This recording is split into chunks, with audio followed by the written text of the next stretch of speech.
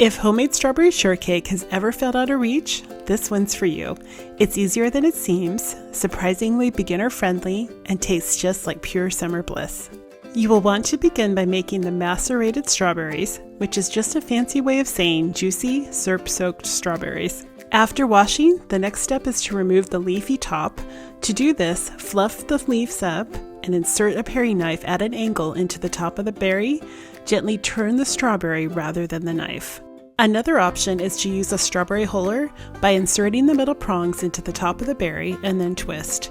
The hole then pops out by pushing the green button. Slice the berries and add to a large bowl along with granulated sugar and lemon juice. Let the berries sit at room temperature for about 30 minutes, stirring occasionally, and then chill until needed. As you can see, in just that short amount of time, the berries turn glossy and syrupy, and they get that wonderful rich berry flavor.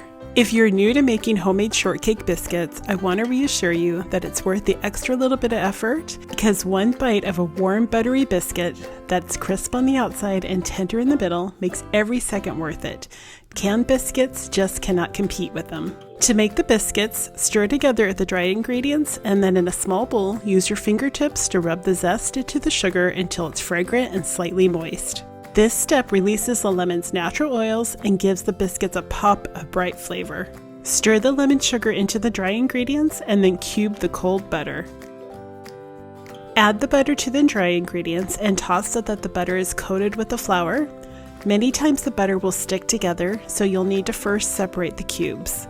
Now use your fingertips to work the butter just until the mixture looks shaggy and you have flattened pieces of butter that are visible throughout. Add in the heavy cream and mix just until the dough begins to come together.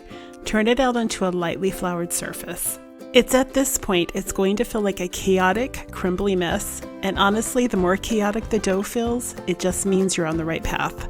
Crumbly dough with visible cold butter chunks is the secret to tender layers and buttery, flaky deliciousness. Working as quickly as possible, press the dough together with your hands just until it holds its shape. Remember, it's still going to look a bit crumbly. Shape into a rectangle, cut into fourths, and then stack the cut dough. Press down gently and reshape into a final rectangle that is about 10 by 5 inches and is 1 inch thick. This is a step I learned from Bon Appetit that helps to create even more flaky layers. Cut into 8 equally sized squares and place on a parchment-lined baking sheet. Sprinkle the tops with granulated or sparkling sugar and freeze for 10 minutes. Freezing firms up the butter, and as we all know, cold butter makes for irresistible flakiness.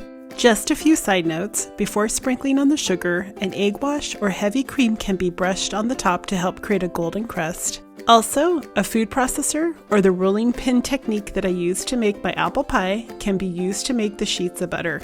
Once baked to a light golden brown, let the biscuits cool at least slightly while making the whipped cream. Usually while the biscuits are baking, I'll put a large bowl and the blades to the hand mixer in the freezer. This helps to keep the cream cold while whipping. Homemade whipped cream is probably one of the easiest things to make from scratch.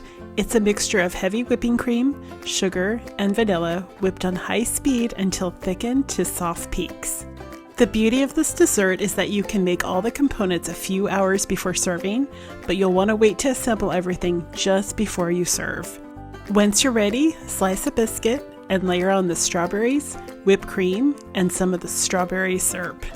For more recipes like this and for weekly inspiration, make sure to head on over to thefedupfoodie.com and sign up for my newsletter where I share recipes and tips in helping to make cooking from scratch approachable.